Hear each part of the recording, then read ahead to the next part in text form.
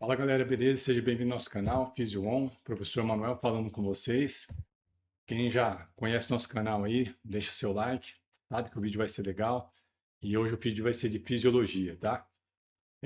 Me perguntaram esses dias sobre metabolismo de gordura e carboidrato durante o exercício. Professor, mas como é que eu sei que eu estou gastando mais carboidrato ou mais gordura durante a atividade física, tá? Eu já fiz vídeo aqui no canal falando sobre algumas interações hormonais que acontecem no nosso corpo com a intensidade do exercício, por exemplo, alguns fatores, né? Mas a intensidade do exercício é um delas, que interfere no metabolismo da gordura ou do carboidrato. Hoje eu vou falar como a gente pode mensurar isso aí, tá ok? Então, a gente, como fisiologista, a gente tem como mensurar e muitas vezes a gente tentar entender quando o nosso corpo está utilizando mais carboidrato ou mais gordura. Por que que eu acho isso aí interessante? Até a forma que a gente vai ter de suplementar depois, se vai ser mais à base de carboidrato, se eu como carboidrato pós-treino ou não, depende do tipo de treinamento que você vai fazer, tá ok? Então, fica até o final do vídeo aí que eu vou falar um pouquinho disso aí, deixando uma parte prática bem legal para vocês no final do vídeo. Tranquilo? Vamos lá, vamos para a aula aí. Então, a gente vai tentar decodificar nosso corpo aí, né? Falando do coeficiente respiratório. Nome complexo, nome difícil, mas vamos lembrar o seguinte: quando nós estamos fazendo exercício físico, sempre o nosso corpo está consumindo oxigênio, tá? Quando a gente faz, estou aqui respirando em repouso, eu estou gastando, no caso, consumindo oxigênio e gastando calorias, tá? E quando eu faço exercício, meu consumo de oxigênio começa a aumentar. Então a gente fala de VO2, né? O nosso VO2 aumenta. E ele aumenta para quê? Para oxigenar mais nosso corpo e metabolizar mais energia, tá? E essa energia ela é provida de três compostos, né, que a gente fala: gordura, proteína e carboidrato. A proteína não é, ela é um composto mais funcional, mais de, vamos colocar assim, tecidual, tá? Então, para produzir realmente energia para o nosso corpo precisa de gordura e carboidrato, tá ok? O carboidrato, a gente já falou em aulas também que ele é uma reserva de energética estocada, mas em baixa concentração, tá? Então, nós temos uma reserva limitada. Então, nós temos bastante glicose, no caso do fígado, em forma de glicogênio hepático. Nós temos glicose nos nossos músculos esqueléticos, tá ok? Então, a gente vai saber, assim, por que que o corpo, né? Quais são os fatores que interferem, no caso, o nosso corpo pegar mais carboidrato ou mais gordura durante a atividade física, tá? Então, primeiramente, para a gente saber como a gente consegue saber se é gordura ou carboidrato, então, como eu falei, deixa eu pegar aqui o apontador. O nosso corpo, quando você está fazendo atividade física, né, ou parado também, né, ele capta oxigênio do meio ambiente. Então, a gente inspira, esse oxigênio entra, vai para a parte nossa da respiração, pulmão, né, circulação, ele chega até o tecido, tá? Só que o nosso tecido, quando ele produz energia, ele produz CO2, ele produz gás carbônico. E esse gás carbônico a gente faz o quê? Com a expiração, a gente elimina esse CO2. Então, nós temos equipamentos que a gente fala de calorimetria indireta, por exemplo, que é um analisador de gases, que ele vê o quanto que o corpo está inspirando de oxigênio e o quanto que ele está produzindo de CO2. Então, através disso aí, ele consegue saber detectar, tá? Se a gente está utilizando mais carboidrato ou mais gordura, tá ok? Então, quando eu estou fazendo uma atividade de longa duração, a gente fala que a gente está com a via mais oxidativa, né? Então, a gente já tem vídeo no canal falando sobre metabolismo, né? E tanto anaeróbio como aeróbio, tá? E a produção pela via oxidativa é CO2 e água, tá ok?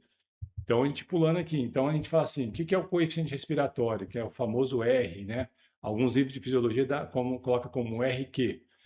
Ele faz o quê? Uma fórmula utilizando o volume de CO2 que o nosso corpo produz para produzir energia e o volume de oxigênio, no caso, inspirado pelo nosso corpo. Então, ele vê o oxigênio que está entrando e vê o CO2 que está saindo, tá ok?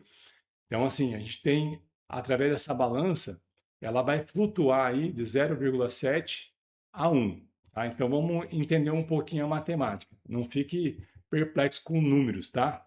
Vou colocar aqui, ó, dois substratos energéticos. A gordura, uma gordura, um ácido graxo que é muito conhecido, chama ácido palmítico, tá?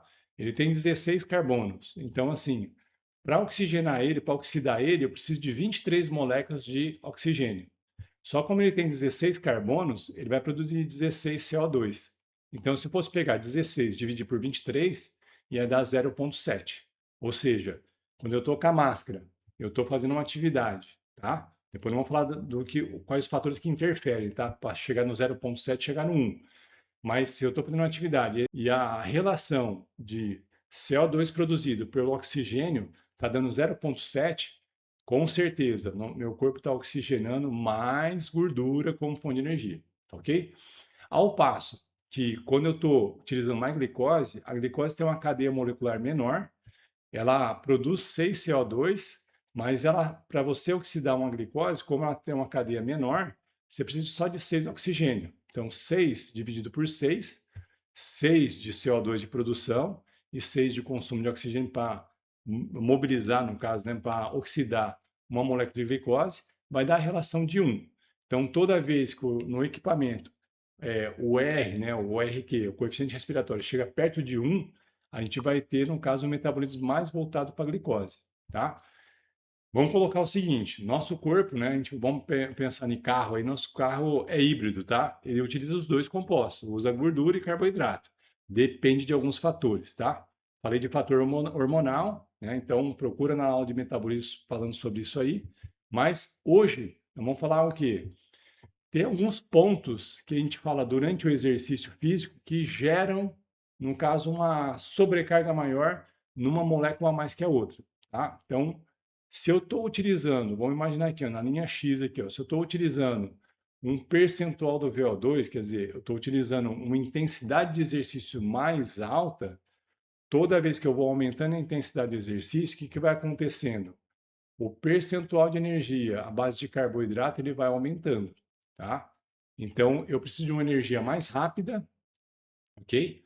E a glicose, como ela tem uma molécula menor, fica mais fácil ela ser degradada. Quando eu estou fazendo um exercício mais intenso, a gordura tem uma molécula muito grande, ela precisa de muito oxigênio para oxidar ela. Então, a nossa molécula de gordura vai sendo menos degradada com o passar da intensidade do exercício.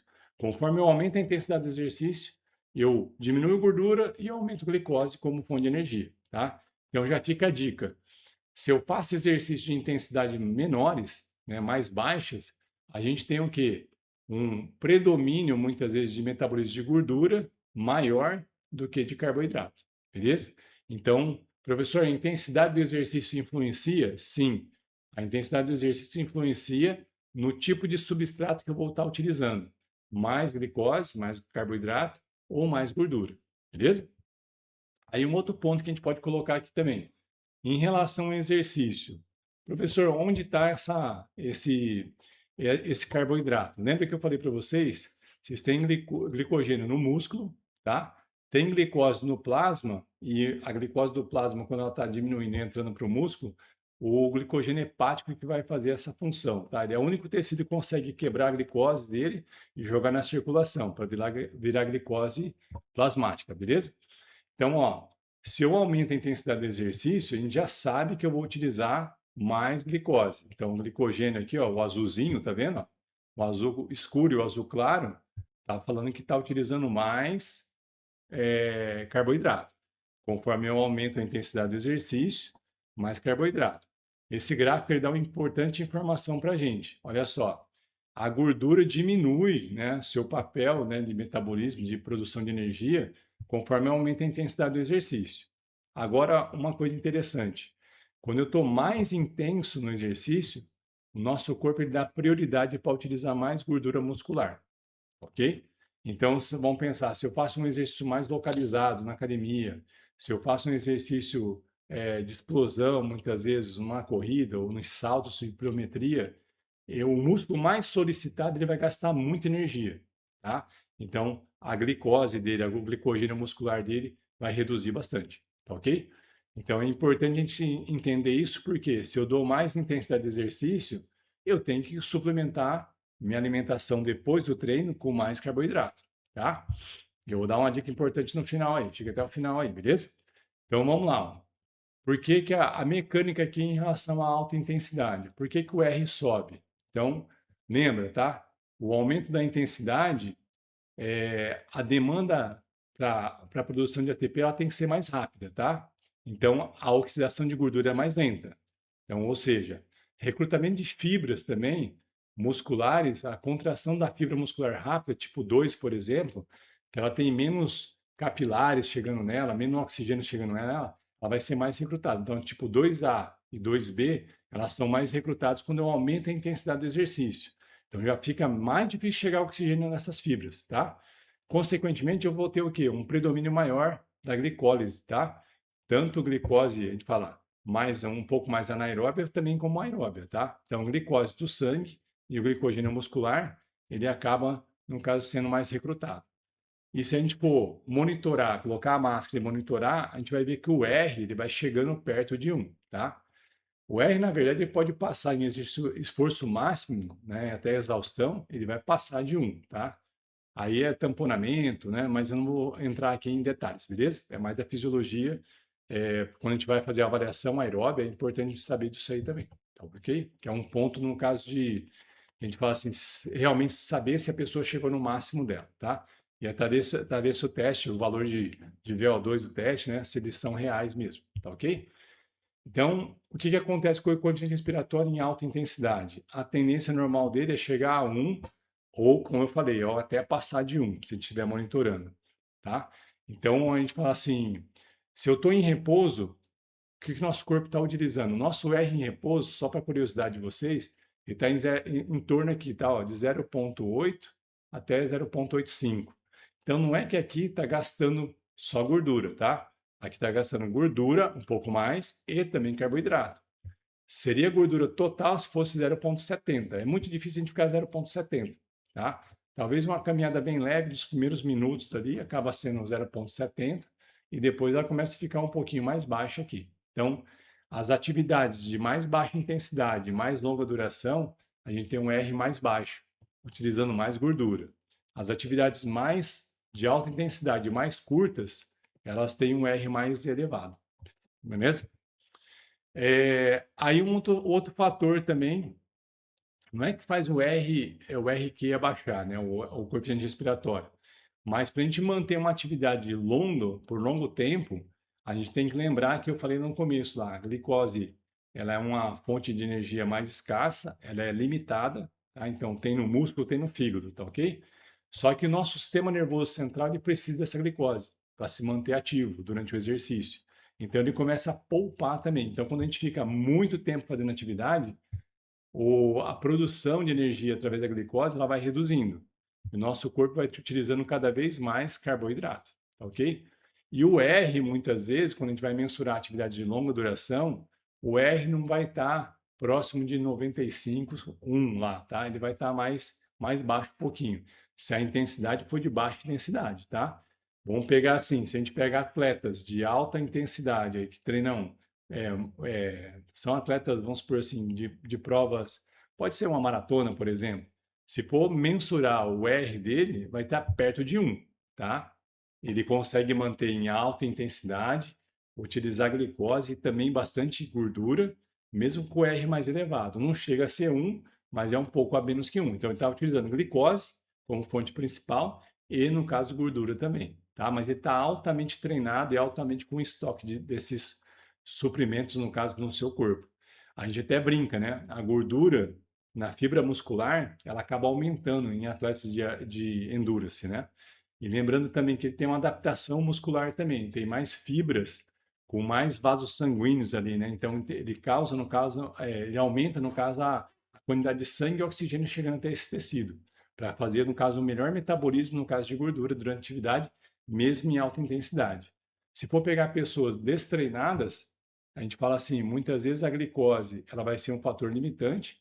Se a pessoa degradar demais a glicose, ela não vai conseguir fazer atividade por longo tempo.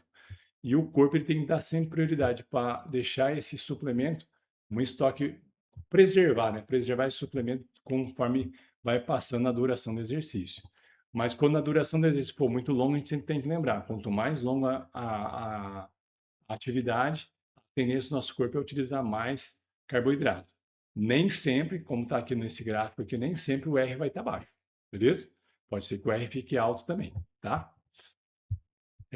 Então, um resuminho aqui em relação ao sistema nosso, né? Então, lembrando, o coeficiente respiratório, ele é um indicativo, né, para a gente saber o que nosso motor está utilizando como energia, tá?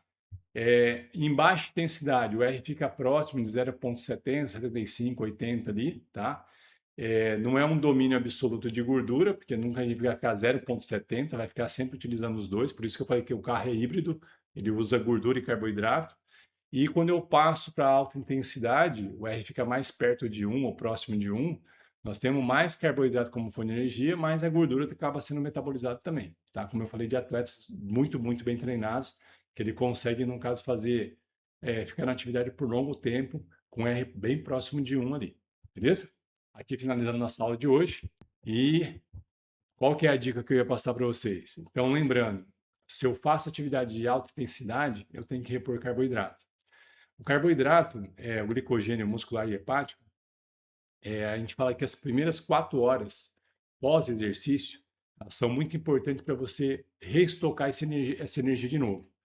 Tem artigos também falando sobre que se você treina em dias consecutivos, se você treina num dia e depois vai treinar no outro dia, é importante você comer assim que você termina a atividade e recompor esse carboidrato teu, essa fonte de glicose, glicogênio muscular e hepático que você tem. Em repouso, demoraria 3 dias, 72 horas para repor, tá? Mas eles falam que a relação de você comer entre essa janela de 4 horas pós-exercício é muito importante para você recuperar o glicogênio muscular e muito importante para você manter o desempenho no outro dia de treinamento, tá?